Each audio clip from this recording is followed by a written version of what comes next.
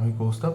আজকে আমি খুব একটা লেকচার দেবো না, আমি আপনাদের একটা খুব বাস্তব গল্প গল্প বলবো বা ঘটনা বলবো। মনে করুন আপনি 40-50 লাখ টাকা কষ্ট করে জমিয়েছেন, একটা ফ্ল্যাট কিনবেন, ফ্ল্যাট পছন্দ হয়ে গেছে, সেলারকে আপনি অ্যাডভান্স দিয়ে দিয়েছেন, এবার ব্যাংকে যাচ্ছেন লোনের জন্য। ব্যাংক কিছুদিন আপনার থেকে কাগজপত্র নিয়ে বলল লোনটা হবে না, মানে জমির কাগজে ঝামেলা আছে। আমি একজন লিগ্যাল ইন্টার্ন, আমি এসবিআই এর জন্য মানে আমার সিনিয়র আছে, আমি সেই এসবিআই এর এমপ্যানেল। আমি এসবিআই এর জন্য প্রায় 200টা টাইটেল সার্চ রিপোর্ট করেছি, ইন্ডিয়ান ব্যাংকের জন্য প্রায় 10টা টাইটেল সার্চ করেছি, খুব কম করে হলো 700 থেকে 750 দলিল পড়েছি। এই এক্সপিরিয়েন্স নিয়ে আমি আপনাদের আজকে বলবো যে কিভাবে প্রফেশনালরা বাড়ির কাগজ, জমির কাগজ এইগুলো চেক করেন। আপনাদের শেখাবো, আমি শেখাবো আপনাদের, তার কারণ হচ্ছে যাতে আপনারা কোনোদিনও যাতে না ঠকে যান। তো আমার এক্সপিরিয়েন্স থেকে বলছি, আমার কাছে এরকম একবার একটা লোনের ফাইল এসেছিল। লোনের ফাইলটা আসার পর ওখানে রিসেন্ট যে আর কি লোন নেবে, সে একটা 2000 কোটির অথেন্টিক অথেন্টিক ডিড দেখালো। এবার যখন আমরা ডিডটা পড়ছি, ডিডের তো একটা একটা বাড়ি বা একটা জমির তো একটা ইতিহাস থাকে। তো আমরা যখন ওই ডিডটা পড়তে পড়তে মাদার ডিডে পৌঁছলাম, মাদার ডিডটা যখন দেখলাম 1970 সালে জমিটা সেল হয়েছে। এখন জিনিসটা চেক করতে আমরা দেখলাম যে জমিটার ক্যারেক্টার বাগান, আজকে সেখানে একটা ফ্ল্যাট উঠেছে। তো সাধারণভাবে লোকটার ফ্ল্যাট পছন্দ হয়েছে, তিনি কিনছেন, কিন্তু তার লোনটা রিজেক্ট হয়ে গেল। তার কারণ জানেন? তার কারণ হচ্ছে ওই জমির ক্যারেক্টারে বাগান ছিল। তো আপনার তো কিছু করার নেই। আপনি যদি একটা জমি পছন্দ করেন, মানে একটা ফ্ল্যাট পছন্দ করেন, বা একটা জমিও পছন্দ করেন বাড়ি করবেন বলে, আপনার তো কোনো ফল্ট নেই। কিন্তু ব্যাপারটা হচ্ছে এই জিনিসটা আপনাদের বলে দেওয়া যে একটা ব্যাংক হাউজিং লোন দেয় হচ্ছে বাস্তু জমি বা ভিটি জমির ওপর। আর যদি অন্য কোনো ক্যারেক্টার থাকে জমির, সেই জমির ক্যারেক্টারকে কনভার্সন করাতে হয়। আচ্ছা, আরেকটা জিনিসও বলে দেওয়া ভালো, যে মাঝে মাঝে সেলার আপনাকে বলবে না যে জমিটা কেমন।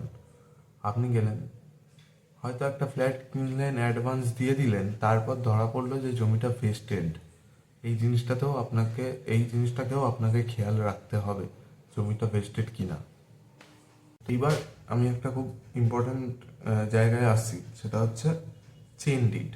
চেইন ডিড বলতে কি, ধরুন 1990-তে একজনের কাছে জমি ছিল, 2005-এ সেখান থেকে কেনা হলো, 2000 2005-এর পর 2024-এ সেই জমিটা আবার বিক্রি হলো, তার মালিক কিভাবে কে হলো, এই পুরো জিনিসটাকে বলা হয় চেন।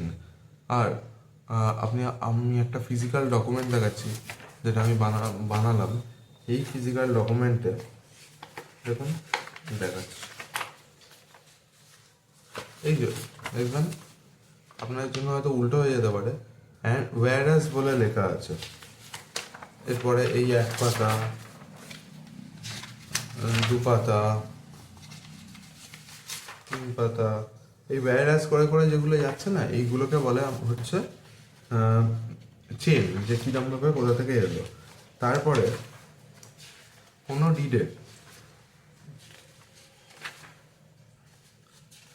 ডিডে যাবেন, দেখবেন এখানে স্কেডিউল বলে লেখা আছে, স্কেডিউল। এই স্কেডিউলের মধ্যে আবার দেখিয়ে দিচ্ছি, এইখানটায় যাবেন, দেখবেন ফার্স্ট স্কেডিউল, সেকেন্ড স্কেডিউল এরমভাবে লেখা আছে। যখন এই স্কেডিউলটা দেখবেন, স্কেডিউলে আপনার থাকবে জমির পরিমাণ কত, জমি কোন খতিয়ানে আছে, কোন দাগে আছে, জমির চৌহদ্দি কি। আর এই জিনিসটাও খুব ইম্পর্টেন্ট, এটাকে বলে চৌহদ্দি, অন দ্য নর্থ সাউথ, ঠিক আছে, এই জিনিসটাকে বলে চৌহদ্দি। এই জিনিসটা আছে কিনা দেখে নেবেন একবার।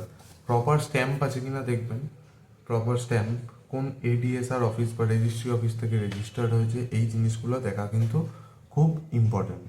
এবার ধরুন এই চেনের মধ্যে, ধরুন একজন 1990-তে একটা জমি বিক্রি করেছে অমুক লোককে, ধরুন লোকটার নাম এ। এখন সেই লোকটা, সেই এ ব্যক্তিটা 2005-এ মারা গেছেন, এক্সপায়ার করেছেন। তার 3 ছেলে আছে।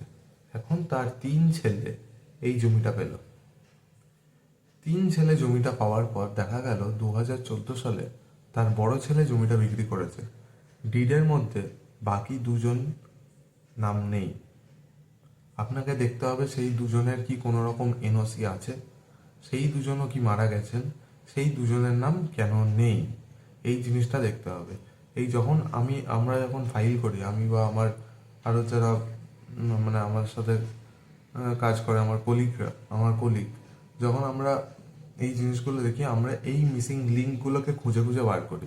এই মিসিং লিঙ্কগুলো যদি না থাকে তাহলে কিন্তু আপনার লোনের ফাইলটা ক্যান্সেল হয়ে যাবে। এত কিছু আমি বলছি, আপনার মনে হচ্ছে ব্যাংক কেন এত কড়া, ব্যাংকের কি আছে? কারণ যদি আপনি টাকা শোধ না করতে পারেন, ব্যাংকে আপনার জমিটা সিজ করতে হবে, সিজ করে বিক্রি করতে হবে। সেইখানে একটা খুব ইম্পর্ট্যান্ট সারফেসি অ্যাক্ট হচ্ছে 2002। সারফেসি অ্যাক্ট কি? এর মানে হলো ব্যাংক কষ্টের টাকা রিকভারি করার জন্য জমিটা সিজ করতে পারে, কিন্তু যদি জমিটার টাইটেল ক্লিয়ার না থাকে ব্যাংক সিজার করতে পারবে না। তাই ব্যাংক সবসময় এটা দেখে নেয় যে জমিটার ওপর যে ক্লিয়ার টাইটেল বা ব্যাংক সিজার করতে পারবে কিনা জমিটা। সিজার মানে হচ্ছে ব্যাংক নিজের গ্রিপে নিতে পারবে কিনা জমিটা, সেইটা সবসময় ব্যাংক কিন্তু দেখে। তো এই জিনিসগুলো আজকে আমি বললাম, এই জিনিসগুলো দেখবেন। আপনারাও যখন জমি, ফ্ল্যাট, বাড়ি যা ইচ্ছা কিনবেন, তখন এই জিনিসগুলো অন্তত দেখে নেবেন। আমার ভিডিও যদি ভালো লেগে থাকে আপনারা শেয়ার করবেন, আর মানে আমার একটু কনফিডেন্স বুস্ট আপের জন্য একটু সাবস্ক্রাইব করে দেবেন। Thank you.